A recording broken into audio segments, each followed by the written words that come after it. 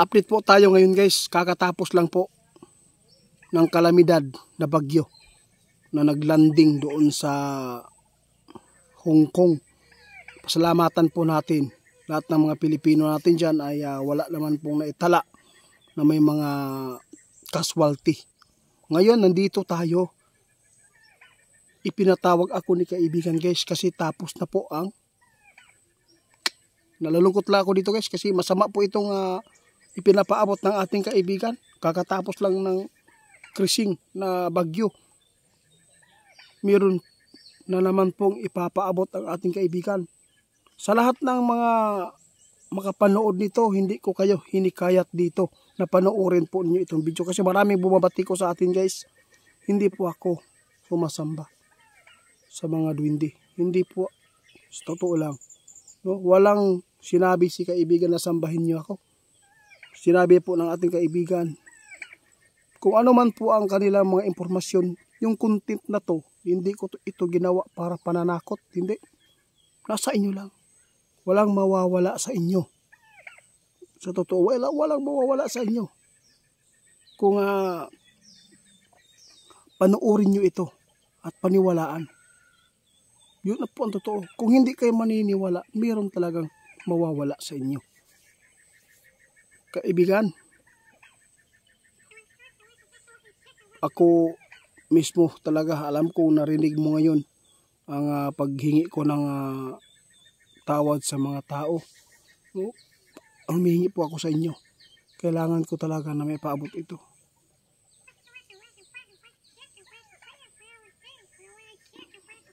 Oo, tama si kaibigan. Timbangin lang po ninyo kung ano man po ang ipinapaabot po nila ng ating kaibigan noong 2024 at nung tumungtong po yung 2025. Kung may nangyaring katotohanan, yung mga ipinapaabot ng ating kaibigan, ibig sabihin yan, yung ipaparating po niya ngayon, mayroong magaganap din.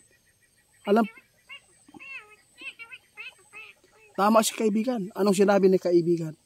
Mayroon paparating na mga kalamidad nangyari. Hindi lang sa Pilipinas, kundi sa ibang bansa. Ang nakakatakot po dito guys, ang the big one. Hindi pa. Marami nagtatanong, baka the big one na po yung nangyayari doon sa Hong Kong. Hindi pa. Pasiuna lang yan. Ang bantayan po ninyo ngayon, ito po yung tandaan nyo guys na nakakatakot. Masamang balita ito, yung sinasabi ng ating kaibigan. Kung hindi mag-ingat ang mga taong nagtatrabaho sa ilalim ng kalupaan. Tulad po ng nagtitreasure, mimina, buhay po talaga ang nakataya doon. Kasi ang kalikasan guys, nakita ni kaibigan guys, maraming hihigupin po guys na mga buhay. Kaibigan,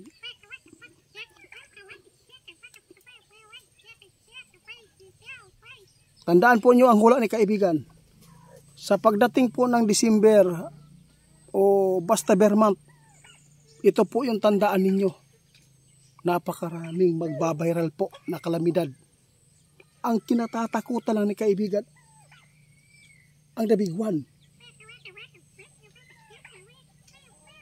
Alam po nyo guys, ang pag-uga sa lupa, isa po yan ang pinakadelikado. No? Hindi pa yan nangyari yung the big one. Kaya sabi ng ating kaibigan, ipaparating natin kahit ano pang sasabihin nila sa atin.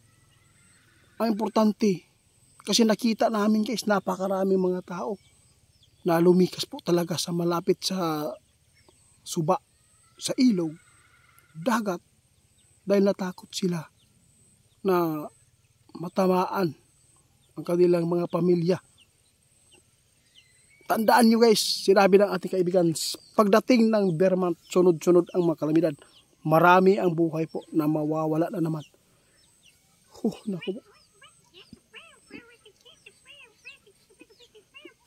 Tapos, mayroon pang sinabi sa kaibigan ngayon, hindi lang ang Pilipinas dapat na mag-ingat. Pati sa ibang bansa, mga Pilipino natin na mga kababayan dyan.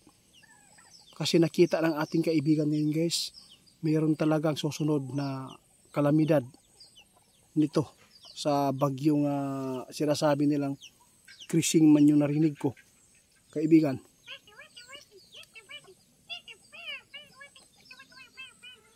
Sa lahat po lang hindi nakagusto ng mga video namin, hindi ko kayo hinikayat na panoorin nyo ito. Hindi ko ito sinasabi na ito ay pinipilit kayo. Hindi ko sinasabi pipilitin ko kayo manood. Ang sa akin lang, kung sino man po ang gustong tao na makapag-share nitong video, sigurado maliligtas ka sa kapahamakan. Marami kang matutulungan na tao na kapwa natin Pilipino na ito ay makapanood. Kasi tama ang sinasabi ng ating kaibigan. Hindi pa nangyari ang nabiguan. Papunta pa lang guys. Paparating pa lang guys. Ito yung sabi ng ating kaibigan, nakikita niya. Pagdating 2026, sabi ng ating kaibigan kahapon, usap talaga kami ni kaibigan ninyo. Doon nyo makikita guys, yung mga malalakas na pagyanig. Naku po kaibigan. Ginawa ito ng ating kaibigan guys, na tingnan ang mga paligid po ng ating bansa, mundo natin, para hindi mapapahamak ang mga tao. Lalo na ang mga batang, mga wala pang kamuang-muang. Ako kaibigan, ano naman po itong nangyayari? Bakit po ito?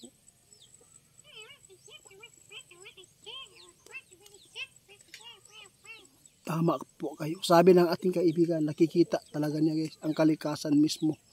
Ang pinakamaraming buhay na kukunin. Grabe.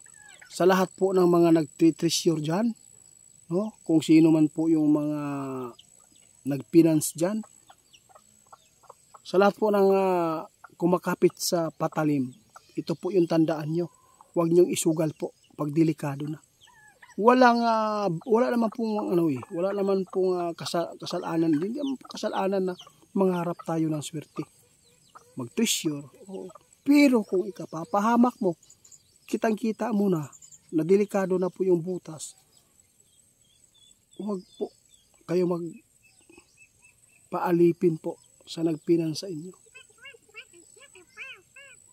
Isa po dito guys, maraming buhay din nawala dahil sa mga tao na nagbakasakali ng swerte tulad po ng gold. Pero hindi nila alam sa unahan nila, buhay na pala ang nawala, ang kapalit doon. Kasi kalikasan po yung sinira nyo sa ilalim. Kaya nakakaawa po yung mga mayayaman dyan, yung mga mapira na dahil sa